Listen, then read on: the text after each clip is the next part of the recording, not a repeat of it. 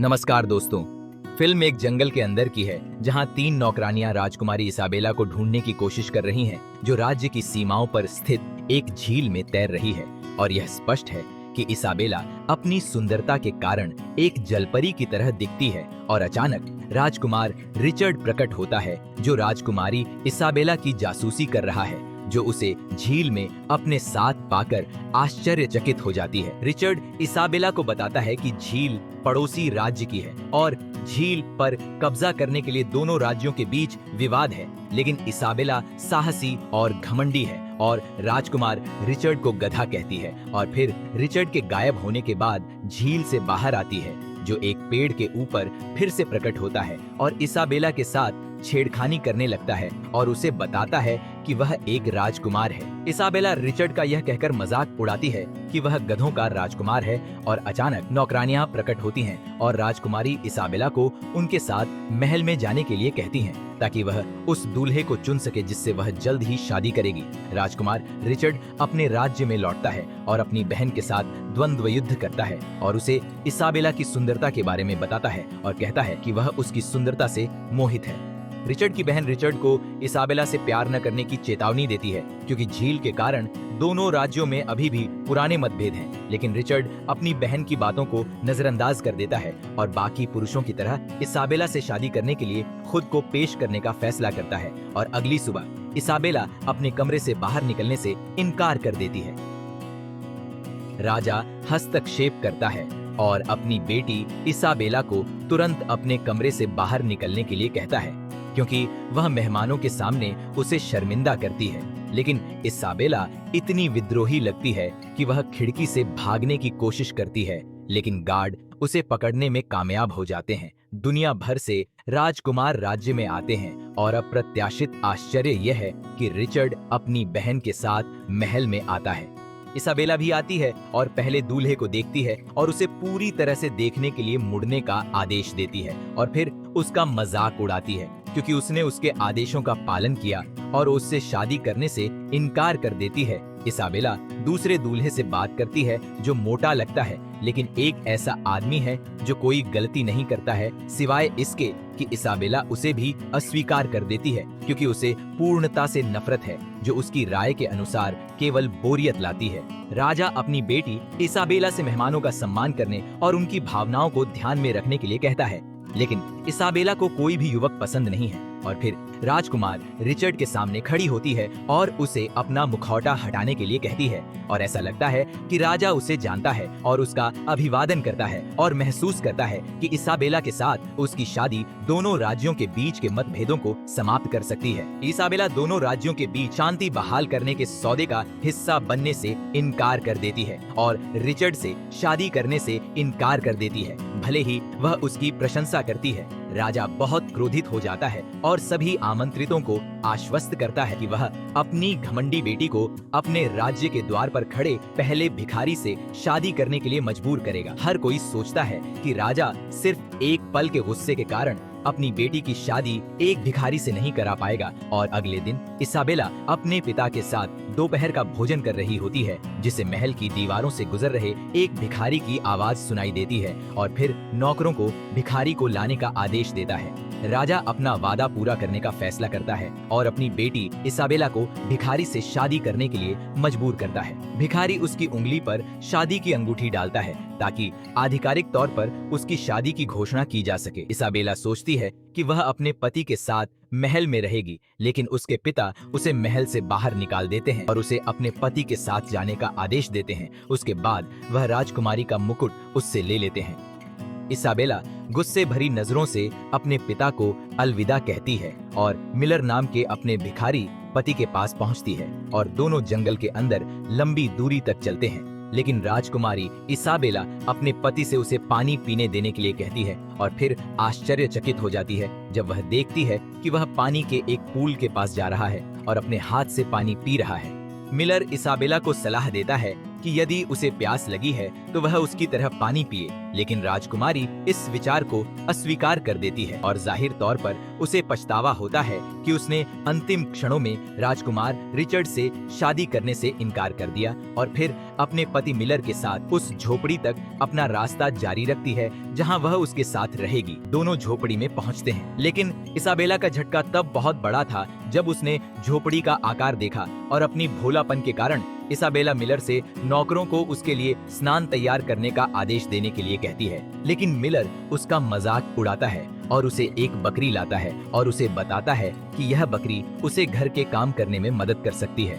Miller Isabella के साथ कठोर और ठंडे तरीके से पेश आने का फैसला करता है और उसे यह भूल जाने की सलाह देता है कि वह शाही महल की राजकुमारी थी और उसे उसके साथ लकड़ी से बने एक साधारण सोफे पर सोने के लिए कहता है, लेकिन इसाबेला इनकार कर देती है और फिर अगले दिन उठती है और खुद को बकरी के बगल में सोता हुआ पाती है। मिलर झोपड़ी से बाहर निकलने की तैयारी करता है और इसाबेला को सलाह देता है कि यदि उसे भूख लगे तो वह नाश्ते के लिए बकरी का दूध निकाले। इसाबेला झोपड़ी में बहुत सारे कीड़े देखकर गुस्से के चरम पर दिखती है और फिर वह झोपड़ी से बाहर आती है और देखती है कि वह जानवरों के गोबर पर खड़ी है, लेकिन वह खुद को यह समझाने की कोशिश करती है कि वह एक राजकुमारी है और चाहे कुछ भी हो जाए वह एक राजकुमारी बनी रहेगी और फिर जंगल में निकटतम बाजार में जाने का फैसला करती है। इसाबेला एक रेस्तरां में जाती है और रेस्तरां मालिक को बताती है कि वह एक राजकुमारी है और उसे बहुत सारा खाना लाने के लिए कहती है और ऐसा लगता है कि रेस्तरां मालिक सोचता है कि इसाबेला खाने वाले खाने के लिए बहुत सारा पैसा देगी। हम राजकुमार रिचर्ड की ओर मुड़ते हैं जो बाजार में भी था और बेघर आदमी से शादी के बाद पहली बार राजकुमारी इसाबेला को देखता है। इसाबेला एक रेस्तरां में जाती है और रेस्तरां मालिक को बताती है कि वह एक राजकुमारी है और उसे बहुत सारा खाना लाने के लिए कहती है और ऐसा लगता है कि रेस्तरां मालिक सोचता है कि इसाबेला खाने वाले खाने के लिए बहुत सारा पैसा देगी। हम राजकुमारी इसाबेला के पास लौटते हैं जो रेस्तरां मालिक को बताती है कि उसने अपने जीवन में कभी भी खाने या पीने के लिए पैसे नहीं दिए हैं क्योंकि वह एक राजकुमारी है और उसे कुछ भी करने का अधिकार है, लेकिन लोग उसके चारों ओर इकट्ठा हो जाते हैं और उससे अपने पैसे की मांग करते हैं। इसाबेला जगह से भाग जाती है और अजीब बात यह है कि राजकुमार रिचर्ड हस्तक्षेप करता है और इसाबेला के सभी बकाया व्यापारियों को चुका देता है। इसाबेला नंगे पैर पेड़ों के बीच जंगल में झोपड़ी की दिशा में दौड़ती है, लेकिन पाती है कि वह जंगल में खो गई है और फिर एक ऊंची जगह से गिरकर बेहोश हो जाती है और कुछ घंटों बाद इसाबेला का बेघर पति उसे बचाने के लिए इसाबेला की जगह पर आता है और उसे झोपड़ी में ले जाता है और उसके होश में आने तक उसके पास रहता है। अगली सुबह इसाबेला अपने बेघर पति के प्रति प्यार में झुकने लगती है क्योंकि उसे लगता है कि उसे उससे प्यार हो गया है और फिर झोपड़ी में पाया गया पानी पीने का फैसला करती है और अपने पति मिलर को बताती है कि उसे एक फल खाने की लालसा है, लेकिन उससे माफी मांगती है क्योंकि वह जानती है कि वह फल खरीदने में असमर्थ है जो वह खाना चाहती है क्योंकि वह एक गरीब आदमी है।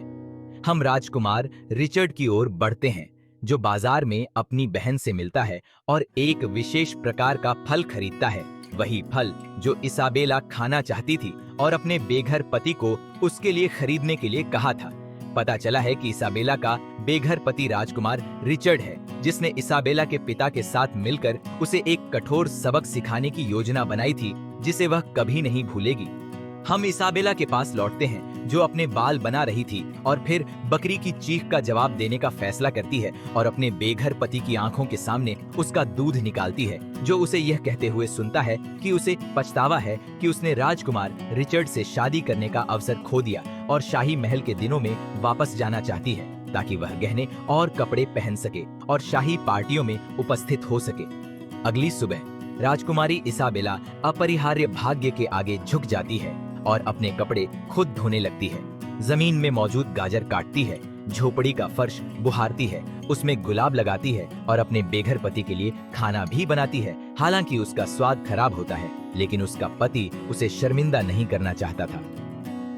राजकुमार रिचर्ड अपनी बहन को बताता है कि उसे इसाबेला के जीवन में हुए भयानक बदलाव पर विश्वास नहीं हो रहा है क्योंकि वह खाना बना रही है, फर्श बुहार रही है और अपने कपड़े खुद धो रही है और यह दर्शाता है कि वह एक विनम्र लड़की बन गई है। हम इसाबेला के पास लौटते हैं, जो पहली बार प्यार महसूस करती है जब वह देखती है कि उसका बेघर पति उसके बाहर जाने से पहले उसके लिए गुलाब छोड़ गया और उसके लिए एक पोशाक खरीदी।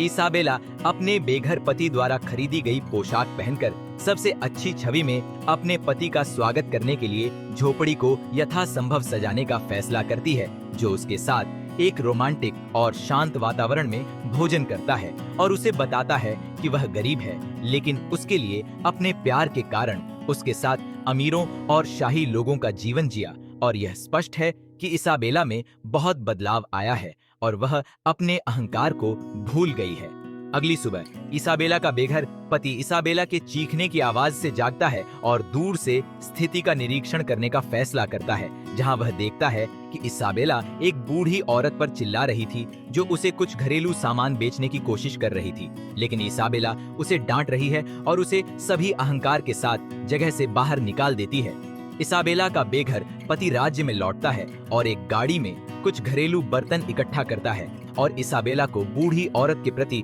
उसकी क्रूरता की सजा के रूप में लोगों के सामने राज्य के बाजार में घरेलू बर्तन बेचने के लिए मजबूर करने का फैसला करता है और इसाबेला की दलीलों के बावजूद अपने फैसले पर दृढ़ रहता है। इसाबेला कोशिश करती है अपने सौंदर्य का उपयोग उन गार्डों को लुभाने के लिए करती है जो उसके सभी सामान खरीदने का फैसला करते हैं। एक बूढ़ी औरत इसाबेला के सामान बेचने के घृणित तरीके के कारण क्रोधित हो जाती है। इसाबेला सभी घरेलू सामान बेचने के बाद खुश होकर झोपड़ी में लौटती है। इसाबेला अपने पति से शाही बाजार में बेचने के लिए और अधिक घरेलू सामान लाने के लिए कहती है, लेकिन उसका पति इस विचार को अस्वीकार कर देता है। इसाबेला उस पर असफलता का आरोप लगाती है और उसे बताती है कि वह जिस दयनीय जीवन को जी रहा है उससे खुश है। अगले दिन इसाबेला उन्हीं गार्डों की मदद से घरेलू सामान फिर से बेचने का फैसला करती है जो उसके साथ गाड़ी खींचते हैं और ऐसा लगता है कि इसाबेला का पति दूर से स्थिति देख रहा है, लेकिन एक बूढ़ी औरत उसका मजाक उड़ाती है और उसे बताती है कि उसकी पत्नी राज्य के गार्डों के साथ हंस रही है। रिचर्ड अपने घोड़े पर प्रकट होता है और इसाबेला की गाड़ी तोड़ देता है, फिर अपनी बहन से मिलता है और इसाबेला के व्यवहार को बदलने के लिए इसाबेला के पिता के साथ खेले गए खेल के बारे में उससे कबूल करता है, लेकिन वह असफल रहा। फिर वह खेल को समाप्त करने का फैसला करता है क्योंकि उसे पता चला कि इसाबेला एक दुष्ट लड़की है और हमेशा के लिए घमंडी रहेगी। इसाबेला झोपड़ी के दरवाजे के सामने बैठी है, दुखी और रो रही है क्योंकि वह महल में एक सुंदर राजकुमारी होने से एक बहुत गरीब राजकुमारी बन गई है जिसके पास कुछ भी नहीं है। फिर वह जंगल छोड़ने का फैसला करती है और राज्य के बाजार में पहुंचती है। भूखे होने के कारण जमीन पर फेंके गए एक सेब को खाने की कोशिश करती है। बेचने वाला इसाबेला को सेब देने से इनकार कर देता है। इसाबेला केवल भोजन के बदले में राजकुमार रिचर्ड के महल में नौकरानी के रूप में काम करने का फैसला करती है और इस बीच राजकुमार रिचर्ड को पता चलता है कि इसाबेला महल के रसोई घर में नौकरानी के रूप में काम कर रही है और दूर से उसे देखने की कोशिश करता है। रिचर्ड देखता है कि इसाबेला नौकरानियों में से एक का बचाव करने की कोशिश करती है और महसूस करता है कि इसाबेला एक अच्छी लड़की बन गई है और बेहतर के लिए बदल गई है। और एक दिन महल में एक पार्टी में इसाबेला के पिता मेहमानों में से एक थे। इसाबेला रिचर्ड को एक महिला के बगल में खड़े होकर उसके साथ हंसते हुए देखती है और ऐसा लगता है कि इसाबेला ईर्ष्या महसूस करती है। फिर वह मेहमानों को खाना परोसने के लिए प्रवेश करती है और अचानक रिचर्ड अपने पिता से जोर से कहता है कि उसने उस लड़की को चुना है जिससे वह शादी करेगा, लेकिन हर कोई सोचता है कि उसने अपने बगल में खड़ी लड़की को चुना है। रिचर्ड यह कहकर सभी मेहमानों को चौंका देता है कि उसने नौकरानी इसाबेला से शादी करने का फैसला किया है, लेकिन इसाबेला के पिता आपत्ति जताते हैं क्योंकि उनकी बेटी शादीशुदा है। रिचर्ड उन्हें पुष्टि करता है कि वह आवारा आदमी है जिसने इसाबेला से शादी की, जो सच्चाई जानने के बाद रिचर्ड को थप्पड़ मारती है। इसाबेला महल से भाग जाती है, लेकिन रिचर्ड उसे पकड़ने की कोशिश करता है और उससे कबूल करता है कि जब उसने उसे झील में देखा था तो उसे पहली नजर में उससे प्यार हो गया था और वह एक बहुत बुरी लड़की थी और उसके व्यवहार को बदलने की जरूरत थी। कहानी रिचर्ड की राजकुमारी इसाबेला से शादी के साथ समाप्त होती है। मुझे उम्मीद है कि आपको वीडियो पसंद आया होगा। कृपया लाइक और सब्सक्राइब करें, इससे हमें ऐसे और वीडियो बनाने के लिए एनकरेजमेंट मिलेगा।